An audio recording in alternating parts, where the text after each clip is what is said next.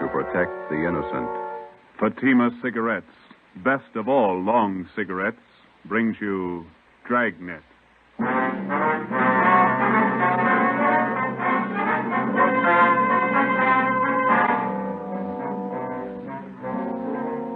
You're a detective sergeant. You're assigned to homicide detail. For 2 months, a depraved criminal has been at work in your city. Men and women have been robbed, brutally attacked. Your job, get him. If you want a long cigarette, smoke the best of all long cigarettes. Smoke extra mild Fatima. Yes, Fatima is the king-size cigarette which contains the finest Turkish and domestic tobaccos superbly blended to make it extra mild, to give Fatima a much different, much better flavor and aroma than any other long cigarette. That's why Fatima has more than doubled its smokers coast to coast. Enjoy extra mild Fatima yourself. Best of all, long cigarettes. It's wise to smoke extra mild Fatima. It's wise to smoke extra mild Fatima.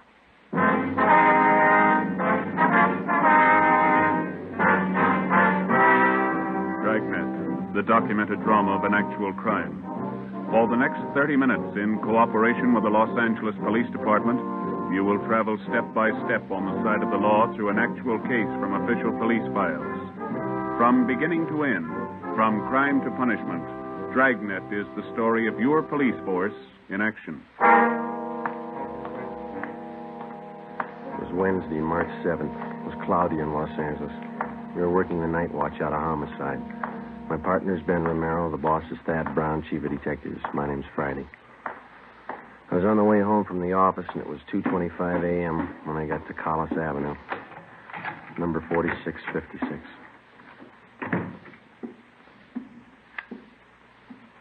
Joseph? Is that you? Yeah, Ma. Did I wake you? Well, what time is it? A little after 2. Oh, you can't keep this up. You've got to have your rest. Don't worry, I'm okay. You got any cold meat in the icebox? There's some pressed ham, a few slices of bologna. Didn't you have any dinner? A couple of hamburgers and a piece of pie. I got hungry again. I had some nice beef stew for dinner. There's some left in the icebox. I'll come down and warm it for you. No, all I want's a sandwich, Ma. You go on back to sleep.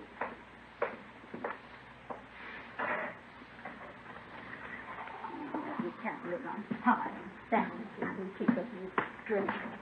Working all hours, first thing you know, you'll be getting sick.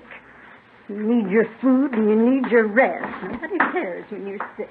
You didn't have to get up, Ma. All I want's a sandwich. I can fix it. You better have a bowl full of stew. Here, it'll take a minute to warm it up. Nice new potatoes in it. Some of those onions you like, too. White Bermudas. Okay, not too much now. I'll get the milk. It's 2:30 in the morning. What kept you so late again? Another stakeout. The same job. Is that a murder in Highland Park? No, Ma. The Badge Bandit. The one that poses as a policeman. Oh, that one. You certainly ought to do something about him. Yeah, well, I'm trying to. I can't find him. There was a piece in the paper about it tonight. They say it's just terrible the way he beats up people and robs them. Yeah. Badge Bandit.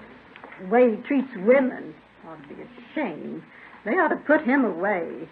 You got some more rye bread? Mm-hmm. Are you going to have tomorrow off, Joseph? Thanks. No. The captain says we work straight through till we get the guy. Oh. I thought you were going to have tomorrow off. Mm-hmm. Oh, you ought to tell the captain. You need your rest. You can't go on like this working all hours. You'll be coming down sick one of these days. 15 robberies, 15 assaults, all in 2 months. Somebody's got to stop them. You ready? Oh, yeah, I think so. Okay. Well, can't they warn the people? They wouldn't be getting robbed and beaten up if they weren't parked in those lonely places. Booming, so silly. Yeah. I'm afraid we can't do anything about that, Ma. It's a public place. They got a right to park if they want. Yeah, I suppose. Let me have your plate. Okay, here. No, hold it. That's fine. Another spoonful. You can't work if you don't eat. It is good stew. Yeah, sure it is. But you're down at ShopRite's nice. His stewing beef's just wonderful. Mm-hmm, yeah. Ben work late with you? Yeah, his wife's sore, too. He hasn't been home much since we started on this. It's a tough one. Oh, my. Well, times certainly have changed since I was a girl. All this robbing, beating up. Crazy people. Well, any mail today? No, just a couple of bills. Will you set the alarm? I got to check back in at 8 in the morning. 8 o'clock? Why so early? Badge Bandit got 2 more victims tonight. They're college kids. Oh.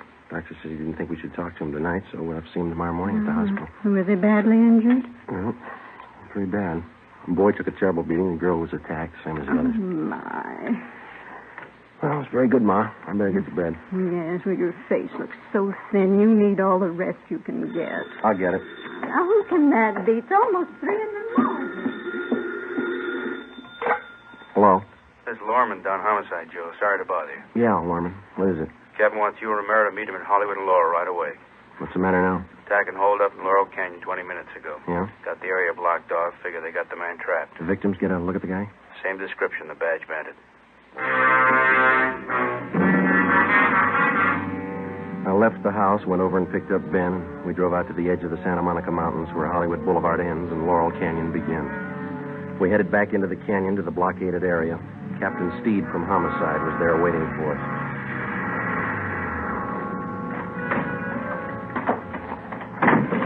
Hi, Skip. Hiya. Just a minute. Taylor, call communications again. Have them tell the men out on Ventura to start moving in. Right, Captain. Sorry to call you back. Couldn't be helped. Okay. How's it shaping up? Wait a minute. Search detail in vicinity of Laurel Canyon. Unit 62K reports that they are at Mulholland Drive and Oakstone Avenue. Nothing further to report. Okay, what did you say, Joe? So how's it shaping up? Well, here's a sketch of the area. Covers just about all the Laurel Canyon district. Well? Badge Bandit got his victims near the top of this hill here. Mm-hmm.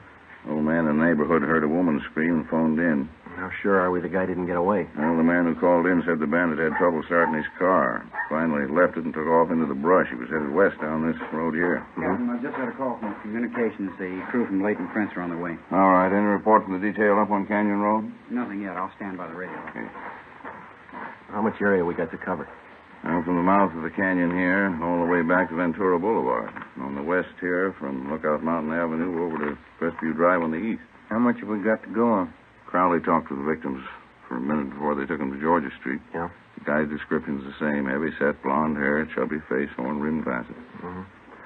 Well, if he's on foot, there's plenty of underbrush around here to hide him. Just a minute. I want to get this call in first. Taylor, have communications contact 72K. Tell them to hold their line stationary. Yeah. We'll have the others close in from the west and north. Right. You two better get up on Groveland Drive. Line's pretty thin up there. Olson can use the help. Is that the area where you abandoned the car? Yeah. I want you to cover all the houses in that area. Check with everybody you can find in the neighborhood. They may be able to help. If they don't answer, find out why. Okay. I'll be making the rounds in another 10 minutes. Check with you then. All right, let's go, Oh, Joe. one more thing. Yes, sir? I'll tell you what I told the rest of the men. This guy's in a corner, and he's got a gun. There's only one way out for him. Yeah? Make sure it's not you. 3:45 a.m. Ben and I drove up to Groveland Drive and joined the search. We started our house-to-house canvass of the neighborhood where the suspect had abandoned his car. None of the residents had any further information to give us. 4 a.m. We kept on checking. 23 hours. Long shift. Yeah. I could use some sleep. Wife of mine is boiling mad. She's even mad at the kid. Yeah? What's the trouble? Oh, aunt of hers sent down some flower bulbs from Oregon yesterday, gladiola bulbs. Yeah? Kid was playing with a little girl next door yesterday, and they found a box of flower bulbs. They put the mess of them in a pot of water and boiled them on the stove. What'd they do that for? Who knows? There's another house up ahead. We better check it. Yeah. We ought to get some street lights up here. Yeah. That's nice work, waking people up in the middle of the night. Oh, I don't like it any more than they do. Wish we could make them believe that.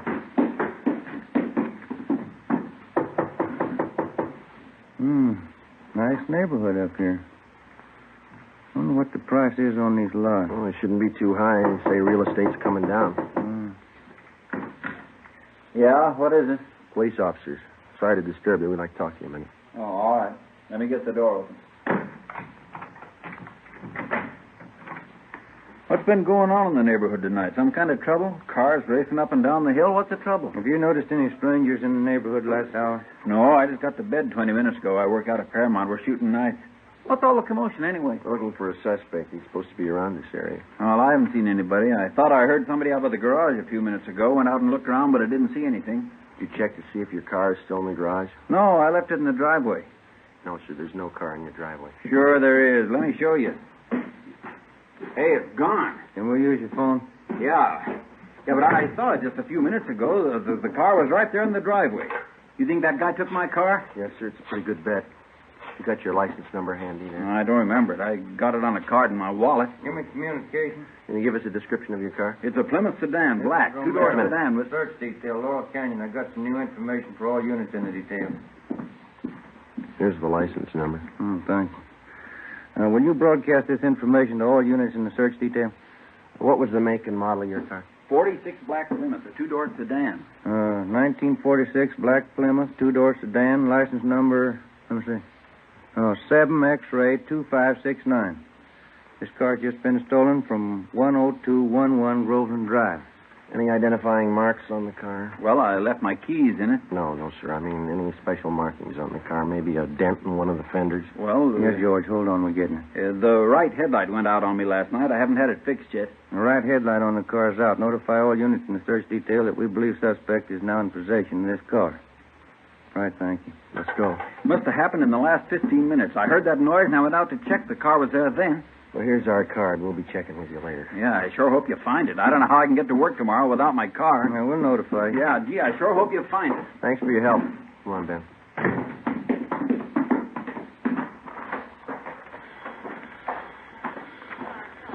X-ray 2569. Repeat, 7X-ray 2569. Car has just been stolen from 10211 Groveland Drive.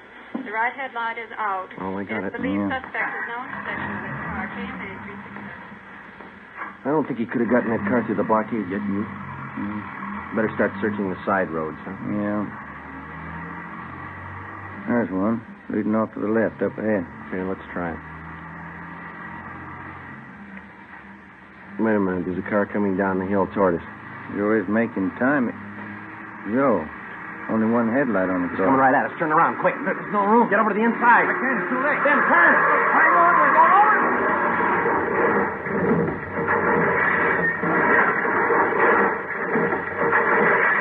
Attention all units. Special attention all units in search detail vicinity of Laurel Canyon.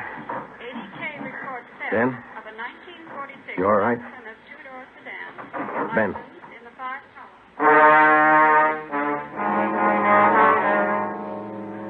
An ambulance was called, and Ben and I were taken to Georgia Street Receiving Hospital. There I received emergency treatment for multiple cuts and bruises and a sprained left shoulder. Ben didn't do so well. He had a possible concussion, 2 broken ribs, and a half a dozen severe cuts about the face and arms. We were then taken to the P&F ward. The next afternoon, we had a visit from Captain Steed and Chief of Detectives Thad Brown. Friday, how you feeling?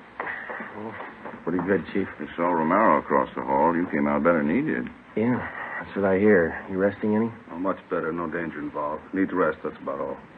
How long? Well, he'll be here 2 weeks, according to the doctor. What about you? A couple of days. Too bad, Joe. Badge Bandit? Yeah. Looks like you two got banged up for nothing. Oh? After he rammed your car, he ditched the black Plymouth, and then we figure he hit with the underbrush. Yeah? Somehow, while we were hauling you and Ben out of that wreck, he slipped through the line. Any fingerprints on the car? None we could use. It's rotten luck. I guess it was his night, huh? We're getting more men from Metro Division to help out. Mm-hmm. And we're doubling the number of decoys around the city. Policewomen, huh? And we'll have each of them planted in a parked car along with an officer in every area the Badge Bandit's been working. All he has to do is grab at the bait once. Yeah, if he goes for it. He'll have plenty of time to choose. We work the same setup every night till we reach him. It's a big operation. Might have to run it for a week, unless he quits. Well, there's only one way a guy like that ever quits. Yeah. When we stop him. Saturday, March 10th, 2 p.m. I was released from the P&F ward and went home. Ben stayed on at the hospital. He had at least another 10 days to go before release. Sunday, I spent at home. Monday afternoon, I checked back in at the office, and Captain Steed put me on decoy duty for that week, along with Policewoman Dorothy Rivers. We were assigned to cover an isolated parking area near Mulholland Drive and Beverly Glen. It was a nice view, but the duty was slow. No sign of the Badge Bandit. Policewoman River and I waited it out from late evening to early morning, from Monday through Thursday. Friday night came. Same thing. We waited. How's Ben? You see him today? Yeah, he's doing fine. Be out next week. Grouchy, I guess. Oh, sure. You want a cigarette? Thank you. You can sure tell it's Friday night. Yeah. Thanks. College kids are out in force. Mm-hmm. What time you got? 1:45. Long nights. Yeah. Slow. You cold? No, are you? Just a little. It's chilly up here in the early morning. What's that? Car full of kids just pulling out. Are the cars gone too? Yeah. We're the only ones left. Stakeout's getting your nerves. So, look, if you're cold, you can have my coat. It doesn't bother me. No, it's all right, Joe. Thanks. It's a beautiful view from up here, isn't it? All the lights. Yeah. You like to dance, Joe? What? I said, do you like to dance? Oh, once in a while, I guess. I'm not too good. Why? Well, our club's having its big annual dance 2 weeks from Saturday. Yeah. Might get a kick out of it. It's formal. Well, it leaves me out. I don't own a tux. You could rent one. It'd be fun. I'm afraid I don't look good in a tux. I never met a man who thought he did. Why don't you try it? I might be working. Well, I mean, if you're not working, why don't you come? You going? Well, I was planning on it. Got a date? No, not yet. I have hopes. There's a car pulling in. See? Yeah, parked over in back of us. I can only make out one person in the car. Yeah, looks like a man. I can't be sure. All right, come on over closer. We might as well look the part, huh? All right. He's getting out of the car. You coming this way? Walking over to the side of the road. He's got a flashlight. Looking around. He's built like the Badge Bandit. Short, heavy set. Yeah, he's turning around. He's got his flashlight on us. He's coming up on your side of the car. All right, take it easy. You know what to do. Come on, out of that car. Police officer. All right, hold on. Got a gun, Joe. Yeah. Come on, I said out of the car, both of you. All right. All right, drop the gun. Drop it.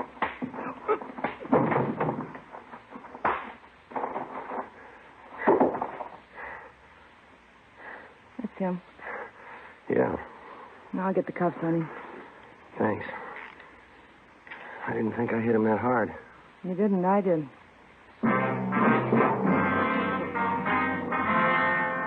Policewoman Dorothy Rivers and I took the suspect to Hollywood Division, where he was booked on suspicion of robbery.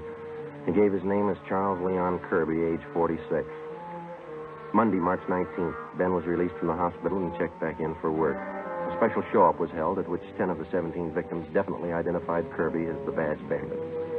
The suspect had finally been apprehended. Now we started the slow process of formally charging the man and presenting our evidence against him to bring him to trial. 10 a.m., Ben and I went across the street to the 6th floor of the Hall of Justice to present our case against Kirby and to obtain a formal complaint against him. We met with Deputy District Attorney Broker.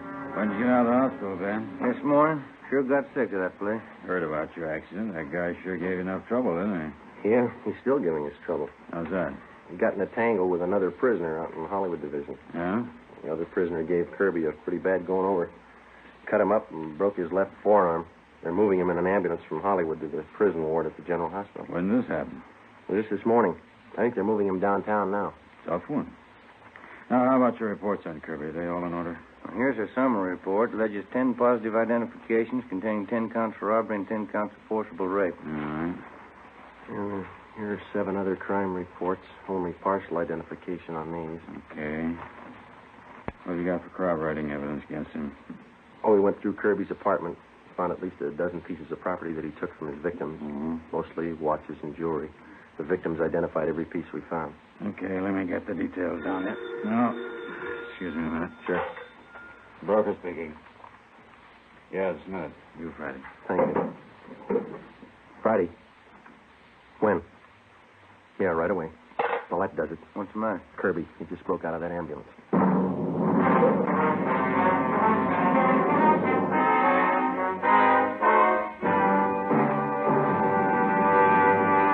You are listening to Dragnet, the case history of a police investigation presented in the public interest by Fatima Cigarettes.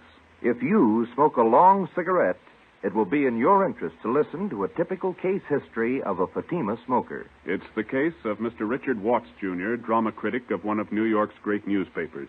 This is his actual signed statement. My working day starts when most people are going to bed. When the curtain closes on the last act, I've got a newspaper deadline to make.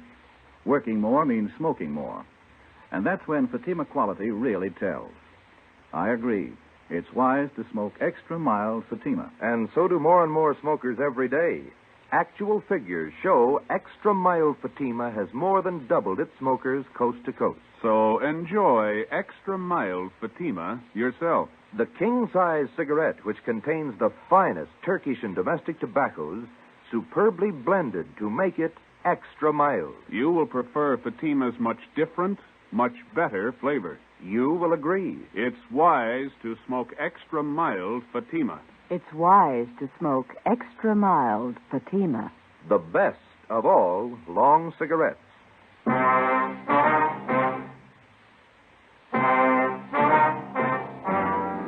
As soon as word of Kirby's escape came through, the information was broadcast to all points. All available cruiser cars and men were rushed to the escape area, and a door-to-door canvass got underway. All of the men were given mug shots of Kirby together with his description. 11 a.m., Ben and I got back to the office. We found a message from Captain Steed to meet him in the chief of detective's office.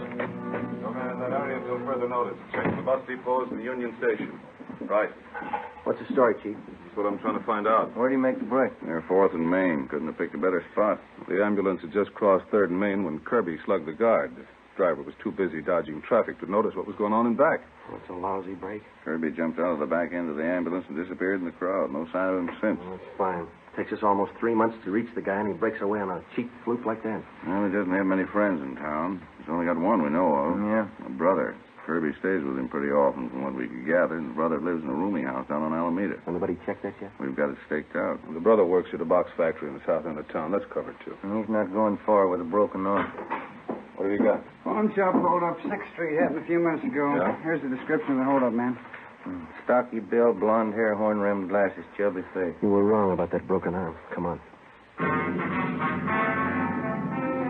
11:20 a.m. Ben and I pulled up at the East Asia pawn shop on 6th Street.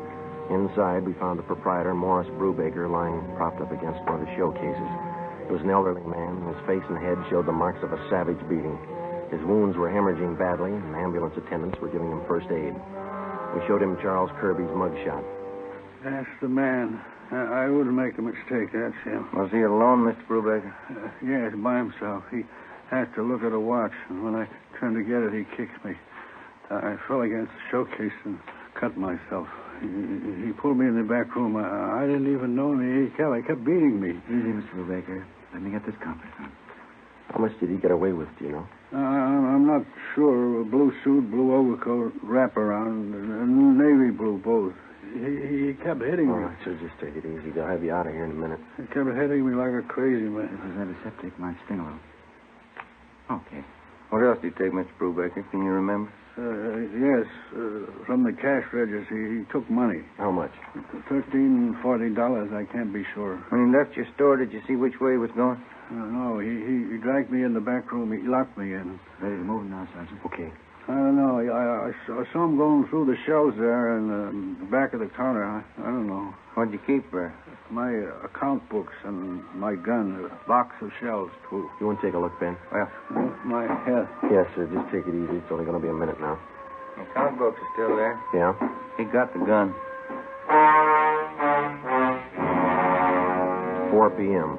Kirby, alias the Badge Bandit, was still at large. As far as we were concerned, the case was almost back to where it started from 11 weeks before. The suspect was still loose. He was well armed. He was still free to rob, assault, or murder. We had two big advantages. Kirby's possible broken arm, which would need medical attention, and secondly, the lead to Kirby's brother. At 5:30 p.m., we had a report that the suspect was seen purchasing a ticket at a theater box office out on Hollywood Boulevard. We ran it down. It didn't pay off. At 6:15, a taxi driver thought he spotted Kirby boarding an outbound streetcar at Figaro and Pico. Was checked out. No results. At 7 o'clock, Ben and I got something to eat at a drive-in, and we relieved the men on stakeout at the rooming house on Alameda Street where Kirby's brother was staying. 10 p.m. Midnight. No sign of Kirby. We waited. At 3 a.m., Hanson and Cummings of Homicide relieved us, and Ben drove me home. It was 3:45 when he dropped me off at Collis Avenue, number 4656.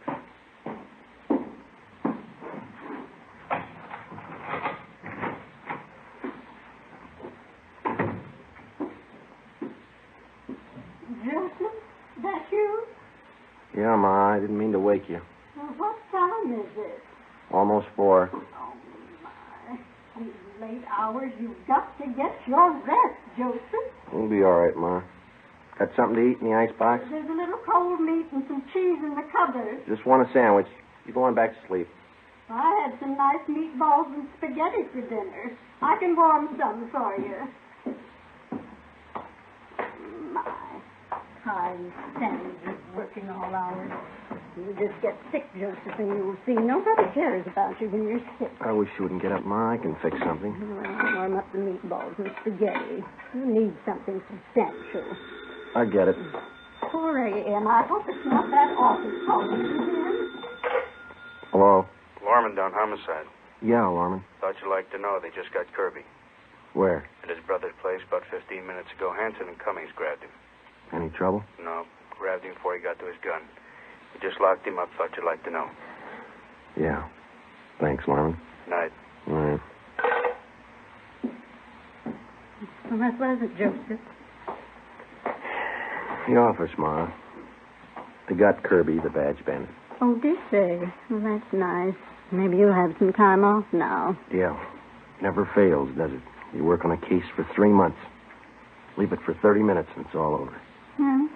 The food's warm. Is there anything else you want?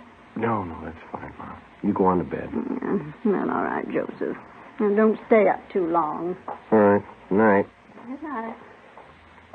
Hey, Ma. Yes, Joseph? Have I still got that old tuxedo around?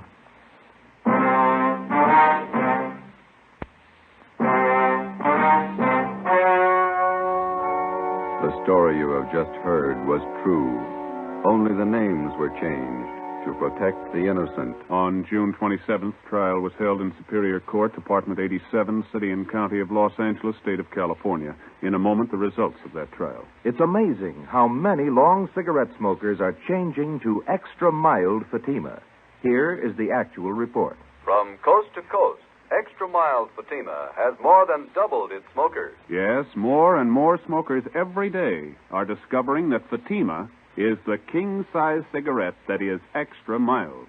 Extra mild because it contains the finest Turkish and domestic tobaccos superbly blended to make it extra mild, to give it a much different, much better flavor and aroma. Enjoy extra mild Fatima yourself. The best of all long cigarettes. It's wise to smoke extra mild Fatima. It's wise to smoke extra mild Fatima.